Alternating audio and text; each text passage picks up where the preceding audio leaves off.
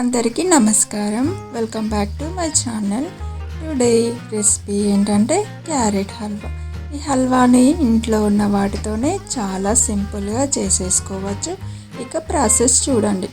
Stove పైన ఒక pan పెట్టేసుకొని అందులోకి 2 స్పూన్ల గీ తీసుకోవాలి. గీ అంతా కరిగిపోయాక ఇప్పుడు ఒక కప్పుతో రవ్వ తీసేసుకోవాలి. ఈ రవ్వని నేతిలో ఒక 7 నుండి 8 నిమిషాలు లో ఫ్లేమ్లోనే ఈ విధంగా వేయించుకోవాలి. బాగా కలుపుతూ వేయించేసుకోవాలి. రవ్వ పచ్చివాసన పోయి మంచి స్మెల్ వచ్చేదాకా వేయించుకుంటే చాలు. రవ్వ వేయించుకున్న తర్వాత పక్కన పెట్టేసుకోండి ఒక ప్లేట్లో. సేమ్ ప్యాన్లో మళ్ళీ 2 స్పూన్ల గీ తీసుకొని 2 కప్పుల ఏ కప్పుతో అయితే రవ్వ తీసుకున్నారో సేమ్ అదే కప్పుతో ఇలా సన్నగా తురిమిన క్యారెట్ తీసుకోవాలి 2 కప్పులు. ఈ క్యారెట్ని కూడా నేతిలో ఒక 3 నుండి 4 నిమిషాలు బాగా వేయించేసుకోవాలి. బాగా మగ్గించుకుంటే సరిపోతుంది. ఈ క్యారెట్ని కూడా నేతిలో బాగా వేయించి పెట్టుకున్న తర్వాత ఒక ప్లేట్లోకి పెట్టేసుకోవాలి. అంతే. తర్వాత వేయించి పెట్టుకున్న రవ్వలో ఏ కప్తో అయితే రవ్వ తీసుకున్నారో అదే కప్పుతో 2 కప్పుల పాలు తీసుకోవాలి. గోరువెచ్చటి పాలు తీసుకొని ఈ విధంగా బాగా కలిపేసుకోవాలి. ఉండలేం లేకుండా కలిపేసుకోవాలి, లేకపోతే గట్టిగా అయిపోతుంది. ఇలా తీసుకున్న దాన్ని 5 మినిట్స్ పక్కన పెట్టండి. సేమ్ ప్యాన్లో మరో 2 స్పూన్ల గీ తీసుకోవాలి. తర్వాత ఇందులోకి 1.5 కప్పు బెల్లం తీసేసుకోవాలి. ఈ బెల్లంలో వాటర్ ఏం యాడ్ చేయకుండా ఈ గీలోనే నెమ్మదిగా ఈ విధంగా కరిగించుకోవాలి. సిమ్లోనే పెట్టేసుకోవాలి. హై ఫ్లేమ్ ఆర్ మీడియం ఫ్లేమ్లో అస్సలు పెట్టకూడదు. ఈ విధంగా కలుపుతూ ఉండగా బెల్లం అనేది కరిగిపోతుంది. బెల్లం పూర్తిగా కరిగిపోయాక పాలు కలిపెట్టుకున్నాం కదా, ఇప్పుడు రవ్వని యాడ్ చేసేసుకోవాలి.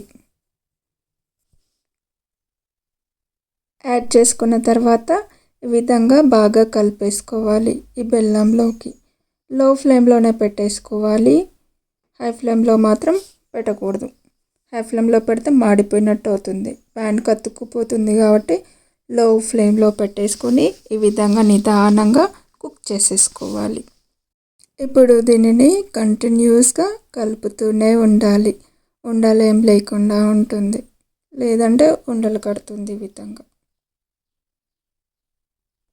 ఈ విధంగా కలుపుతూ కుక్ చేయడం వల్ల కొంచెం దగ్గర పడుతుంది కదా. ఇదే టైంలో క్యారెట్ని యాడ్ చేసుకోవాలి. వేయించి పెట్టుకున్న క్యారెట్ని కూడా ఇందులో వేసేసి బాగా కలుపుతూ కుక్ చేసేసుకోవాలి. క్యారెట్, రవ్వ, బెల్లం ఇవన్నీ కలిసిపోయే విధంగా కలుపుతూనే ఉండాలి. ఈ విధంగా బాగా కలుపుతూనే ఉండాలి. లో ఫ్లేమ్లోనే పెట్టేసుకోవాలి, హై ఫ్లేమ్లో మాత్రం పెట్టకూడదు. ఈ విధంగా కలుపుతూ ఉండగా ప్యాన్ కొంచెం అతుక్కున్నట్టు అయితే ఒక 1 టీ స్పూన్ గీ యాడ్ చేసుకోండి. టేస్ట్ కూడా బాగుంటుంది గీ వల్ల. ఈ స్వీట్ అనేది దగ్గరికి వస్తుంది కదా. ఇదే టైంలో ఒక 1/2 టీ స్పూన్ ఇలాచీ పౌడర్ యాడ్ చేసుకోండి. ఇలాచీ పౌడర్ వల్ల స్వీట్ టేస్ట్ అనేది చాలా అంటే చాలా చాలా బాగుంటుంది. ఇదే టైంలో యాడ్ చేసేసుకోండి. ఇలాచీ పౌడర్ యాడ్ చేసుకున్న తర్వాత ఈ విధంగా కలుపుతూనే ఉండాలి. నేను ఇక్కడ మరొక టీ స్పూన్ గీ యాడ్ చేస్తున్నాను. మీకు గీ అనేది ఇష్టం ఉంటే కొంచెం యాడ్ చేసుకోవచ్చు, లేదంటే స్కిప్ కూడా చేసుకోవచ్చు.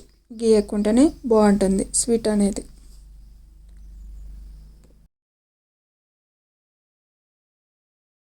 ఈ విధంగా స్వీట్ని కలుపుతూనే ఉండాలి. ప్యాన్ నుండి ఈ స్వీట్ అనేది సపరేట్ అవుతుంది కదా. ఇప్పుడు స్టవ్ ఆఫ్ చేసేసుకోవాలి. ఒకసారి బాగా కలిపేసుకొని స్టవ్ ఆఫ్ చేసుకుంటే సరిపోతుంది. ప్లేట్కి గీ అప్లై చేసి పెట్టుకున్నాను ఆల్రెడీ. ఇప్పుడు ఈ స్వీట్ని అందులో పెట్టేసుకోవాలి. గీ అప్లై చేసిన ప్లేట్లోకి తీసుకోవాలి. ఈ స్వీట్ అంతా ఈ స్వీట్ని స్ప్రెడ్ చేసుకోవాలి. మీరు కావాలి అంటే ఏదైనా ఫ్లాట్గా ఉన్న గిన్నెలోనైనా ఈ స్వీట్ని పెట్టేయచ్చు. ఏ విధంగా అయినా బాగుంటుంది. ప్లేట్లో అయినా పెట్టచ్చు, లేదంటే ఏదైనా ఫ్లాట్గా ఉన్న బౌల్లోనైనా కూడా పెట్టేసుకోవచ్చు.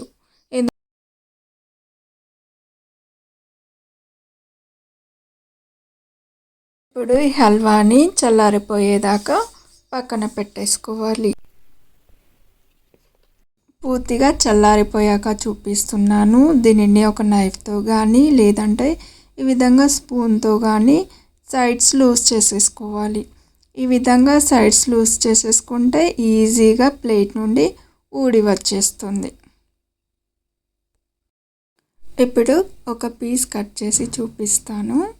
చాలా అంటే చాలా చాలా బాగుంటుంది ఈ రెసిపీ అనేది.